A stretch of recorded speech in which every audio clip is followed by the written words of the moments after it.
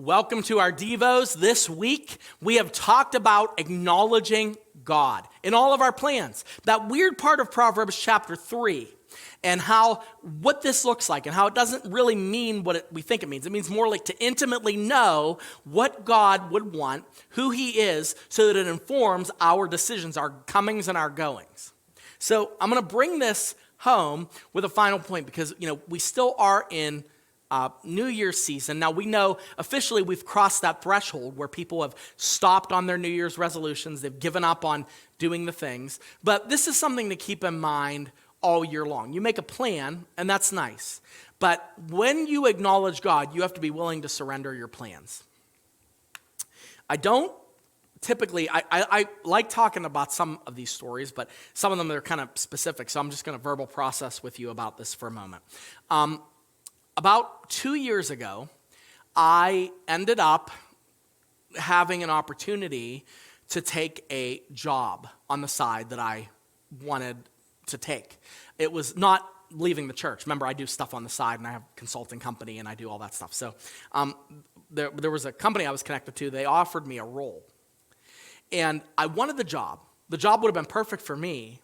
And I really, really, truly thought this would be a blessing for our family. It was decent money, and it kind of would have given me a little bit more formality in the role that I already was. I had worked my way pretty high up in this company, and I was like, this is a good opportunity. Well, on my way to meet with the owner, good man, I was just really, really burdened about accepting the role. And the Lord just impressed on me that I shouldn't do it. And I was actually fighting against it. And I was thinking not from the standpoint of, okay, I can do this or I can't do it. For the first time, I was like, I don't think that God wants me to do this. I just didn't feel compelled to do it. And I didn't feel like it would be worth my time as I started to examine the money. And remember, if you talk to me, I will admit this to you. When it comes to the church stuff, I'm graceful and generous and all those things, but when it comes to corporate stuff, and if you ask me how to get a raise and you talk to me about working for others, I am going to tell you to always go for the money. I know that's horrible, but I care about you being blessed, and sometimes you have to remind yourself that corporate America and most companies you work for would replace you with an AI robot. In fact, they probably will without blinking an eye if you weren't doing the amount of productivity that it was. So with that said, I look at this differently. Plus, I value the value that I bring to my family through my side income. So I'm having the meeting, and I said I can't do it for under this amount of money, and it was a large amount of money. And he's like, well, I don't think we could do this. And he was gracious about it. I said, well, I just don't feel like it's right. And then I was walking away, and I called Jamie, and Jamie's like, I can't believe you would not do this. I said, I don't know. I just felt like I didn't have peace about it, and and Jamie was kind of surprised because it made sense. Within 24 hours, I got a phone call from a writer friend. I write fiction on the side. It's more of a hobby, but I do sell books, and it's something I've been doing for about 7 years now.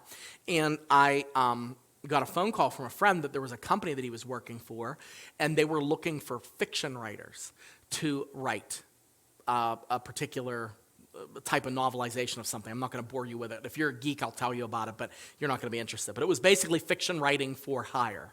And most authors that write books, they don't make a full-time income. Well, the amount of money that this company offered me was more than what I asked for from the owner of the company. And I didn't know that was going to happen. I had no idea. Not at all. I just knew that the Lord didn't want me to do it. And I was kind of upset about the fact that I was I missed out on this because I felt like I was letting my family down, when in reality, the Lord was like, no, I prepared this for you. And that enabled me to make a lot of money on the side writing fiction, which I'm pretty good at writing fiction. So I say all that to say this. Sometimes you have to be willing to surrender your plans. You might have a plan, you might have a dream, but at any given moment, you have to be willing to say, I don't necessarily think this is what God wants. Now, that doesn't mean you quit. What that means is you acknowledge him and ask him what direction he wants you to go. That means in everything where your endeavors are, that you're willing to say, I don't know if you want me to do this. I don't know if you want me to pay for this. I don't know if you want me to do this thing with my family. I don't know if you want me to do this. And you really surrender your plans. It says in Proverbs chapter 16, verse 3, commit your work to the Lord and your plans will be established. So now I could tell you stories. Like, I'm so excited and anxious about this year and the things that I'm doing, but I'm going into it going, God, you have to guide me because I don't know. I don't know what I'm doing. This is new for me. I'm running my own business. It's pretty big, and there's a lot of things going on, and this stuff with the church is really big, but at the end of it, I want the God who showed up for me when I was walking away from that meeting to be the God that I acknowledge in these other plans. You don't want to forget him. If God spares you from something, you give him that thank you, of course. But you have to remember, if you acknowledge him, he will speak to you. He will lead you. And I'm not saying this at all out of like that I've mastered this. I'm just saying that that's how intimate of a relationship God wants to have with you. That's how good he is. That sometimes he'll speak to you through his word, through his spirit, and you'll be sitting there and you're like, I just know I have to go in a different direction. But you have to be willing to surrender your plans first, because in all your ways, acknowledge him, even the plans that matter to you.